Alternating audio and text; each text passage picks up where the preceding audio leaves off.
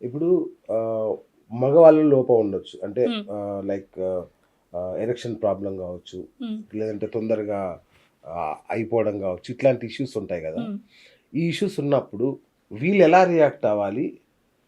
Women ఎలా react అవ్వాలి? దీన్ని హ్మ్. సరిజేసే అవకాశం వుమెన్‌కేమన్నా ఉంటుందా ఛాన్స్? దీన్ని మెడికల్ టర్మినాలజీలో అయితే ప్రీమెచ్యూర్ ఇజాక్యులేషన్ అవును. అంటారండి. అంటే ఓకే. భార్యాభర్తలు కలిసినప్పుడు ఆ సెమెన్ అనింది ఎర్లీగా వచ్చేస్తుందనమాట. ఓకే. సో, దీనివల్ల ఏమవుతుందంటే మెన్‌లో ఏం ప్రాబ్లమ్ ఉండదు. బికాజ్ వాళ్ళు వాళ్ళక ఇంటర్‌కోర్స్ టైమ్‌లో గానీ, వాళ్ళు రీచ్ అయ్యే క్లైమాక్స్ గానీ అన్నీ వాళ్ళకి నార్మల్‌గానే ఉంటుంది. బట్ విమెన్‌కి most of the times they might not be happy.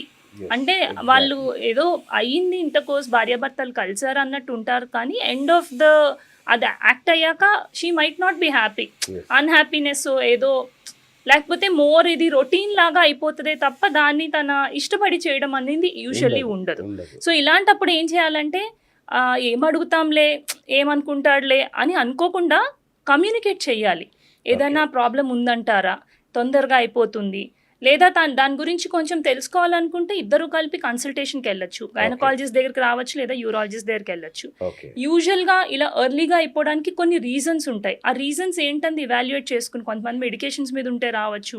Different reasons కొంతమందికి టూ మచ్ యాంక్సైటీ అంటారు. ఓకే. యాంక్సైటీ ప్రిమాచ్యూర్ ఇజాక్యులేషన్ అంటారు. ఓకే. ఓకే. సో, ఇలాంటి విషయాలు అడ్రెస్ చేసుకోవాలంటే సింపుల్ కాగ్నిటివ్ బిహేవియరల్ థెరపీ అంటారు. టాకింగ్ థెరపీ తోటి కూడా యాంక్సైటీని కంట్రోల్ చేసి దీన్ని కొంచెం ప్రొలాంగ్ చేయొచ్చు. ఓకే. ఎట్లా ప్రొలాంగ్ చేయొచ్చు అనడానికి యూరాలజిస్ట్ కూడా చాలా చెప్తారు. ఓకే. సో, ఈ ఈ డెఫినెట్‌లీ ఈ మెథడ్స్ ఏవైతే ఉన్నాయో వాటిలికి సిగ్గుపడకుండా మగవాళ్ళు డెఫినిట్‌గా ట్రీట్మెంట్ తీసుకోవాలి. అవును.